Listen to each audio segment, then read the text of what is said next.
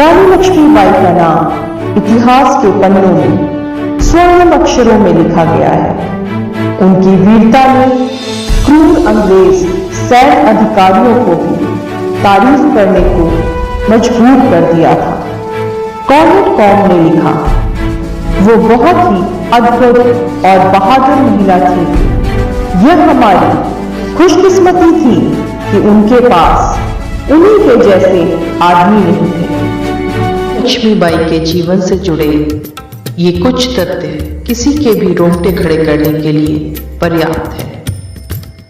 रानी लक्ष्मीबाई का वास्तविक नाम मणिकर्णिका तांबे था और उन्हें प्यार से मनु बुलाते थे। रानी लक्ष्मीबाई का जन्म 19 नवंबर 1835 को वाराणसी, उत्तर प्रदेश में हुआ था। कुश्ती और मलखम उनके प्रिय व्यायाम थे। रानी लक्ष्मीबाई की तलवार की लंबाई 4 फुट थी।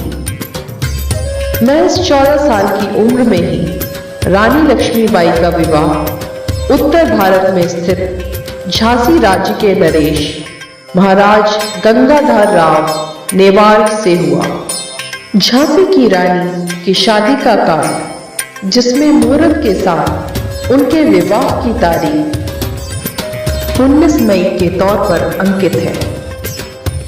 ये विवाह पत्रिका अपने आप में दुर्लभ दस्तावेज है। उनके पति द्वारा विवाह के बाद उनका नाम लक्ष्मीबाई रखा गया। पुत्र के जन्म के 4 महीने बाद ही मृत्यु हो जाने के बाद उन्होंने दत्तक पुत्र गोद लिया, जिसका नाम उन्होंने दामोदर राव रखा। इसके बाद महाराज गंगाधर राव नेवालकर लगातार बीमार रहने लगे। उनकी 21 नवंबर 1853 को मृत्यु हो गई। उस समय रानी लक्ष्मीबाई महज 18 साल की थी। धूर्त ब्रिटिश साम्राज्य द्वारा डॉक्ट्रिन ऑफ लैप्स जैसे क्रूर कानून को 1853 में भारत लाया गया। लॉर्ड डलहौजी के नेतृत्व में दामोदर राव को गोद लेना अवैध घोषित कर दिया गया। रानी लक्ष्मीबाई ने ऐलान किया, मैं अपनी झांसी किसी को नहीं दूंगी। इसलिए रानी ने वकील जॉन लैंग की सेवाएं ली, जिसने हाल ही में ब्रिटिश सरकार के खिलाफ एक केस जीता था। 15 मार्च 1854 को झांसी की रानी लक्ष्मीबाई को सबसे पहले देखने वाले विदेशी वकील जॉन लैंग था, जो मूल रूप से ऑस्ट्रेलिया का रहने वाला था और ब्रिटेन में रहकर वहीं की सरकार के खिलाफ कोर्ट में मुकदमे लड़ता था। रानी की खूबसूरती और उनकी आवाज का जिक्र जॉन ने अपनी किताब वॉन्डरिंग्स इन इंडिया में किया था। जॉन लैंग रानी को देखकर इतना प्रभावित हुआ कि उसने रानी से कहा, If the Governor General could only be as fortunate as I have been, and for even so brief a while, I feel quite sure that he would at once give Jhansi back again to be ruled by its beautiful queen. 14 मार्च 1858 से 8 दिन उन्होंने पीठ पर पुत्र दामोदर राव को बांधकर अंग्रेजों के खिलाफ झांसी का युद्ध लड़ा। अंग्रेज सेनापति ह्यूरोज ने अनुभव किया कि सैन्य बल से जीतना संभव नहीं, अतः उसने कूटनीति का प्रयोग किया और झांसी के ही एक विश्वासघाती सरदार दूल्हा सिंह को मिला लिया, जिसने 23 मार्च 1858 को किले का दक्षिणी द्वार खोल दिया। कुछ विश्वास पात्रों की सलाह पर रानी ने पुत्र को पीठ पर बांधकर किले की 100 फुट ऊंची दीवार से अपने घोड़े राजरतन से छलांग लगाई और कालपी की ओर बढ़ चले। झलकारी बाई, जो रानी लक्ष्मीबाई की हमशक्ल थी, उन्होंने अंग्रेजों को गुमराह किया।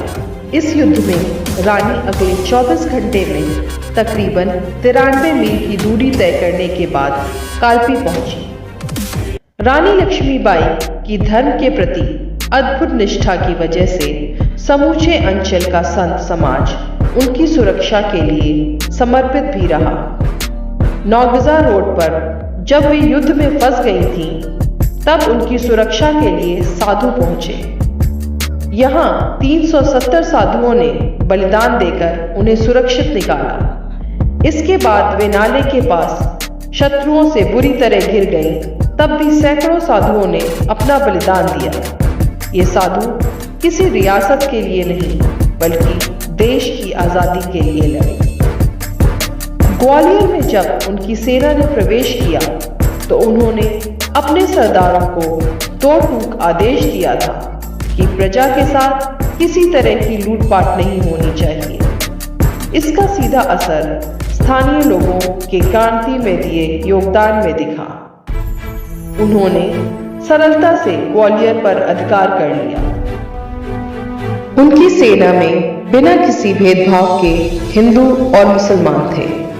ग्वालियर, कालपी और भिंड के आसपास दर्जनों गांवों में किसानों और मजदूरों ने उनका बिना स्वार्थ के योगदान दिया। उन्होंने बिना किसी भेदभाव के आमजन को अपनी सेना में शामिल किया। कछवा घार में शायद ही ऐसा कोई गांव हो जहां किसानों और युवाओं ने अंग्रेजों के खिलाफ लोहा न लिया। अंततः 18 जून 1858 को ग्वालियर का अंतिम युद्ध हुआ।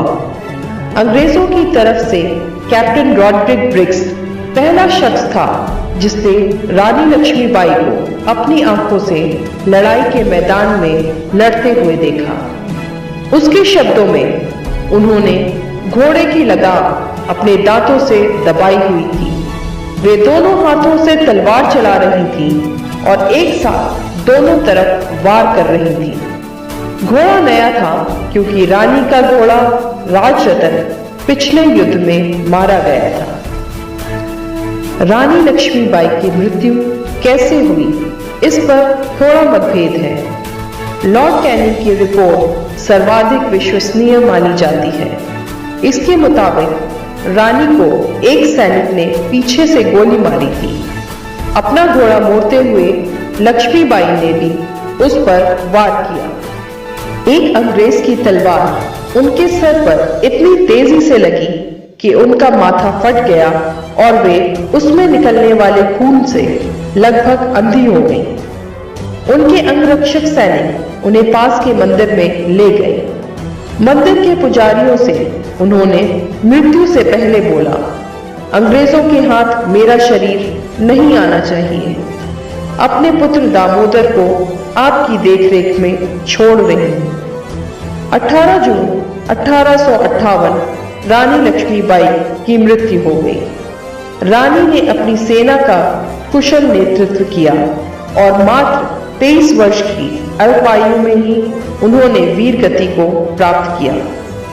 वहां मौजूद रानी के अंगरक्षकों ने लकड़ियां इकट्ठा करके उनके पार्थिव शरीर को जला दिया। 2 दिन बाद जयाजी राव सिंधिया ने इस जीत की खुशी में जनरल रोज और सर रॉबर्ट हैमिल्टन के सम्मान में ग्वालियर में भोज दिया। झांसी पर आखिरी कार्रवाई करने वाले जनरल ह्यूरोज ने कहा था, सभी विद्रोहियों में लक्ष्मीबाई सबसे ज्यादा बहादुर और नेतृत्व कुशल थी। सभी बागियों के बीच वही मर्द थी। ह्यूरोज ने रानी की मौत के बाद उन्हें सल्यूट भी किया था। सन 1942 में ब्रिटिश सेना के खिलाफ लड़ने के लिए इंडियन नेशनल आर्मी (INA) की एक सर्व महिला रेजिमेंट का गठन किया गया था और उसका नाम झांसी की रानी रेजिमेंट रखा गया। यह नाम उनकी बहादुरी की सराहना के लिए रखा गया था। वह संपूर्ण भारत के लिए और हम सभी के लिए महिलाओं की शक्ति, साहस और दृढ़ता का सुनहरा और सबसे उत्कृष्ट उदाहरण है। जय Hind. Thanks for watching. Subscribe, press the bell icon, like, comment and share.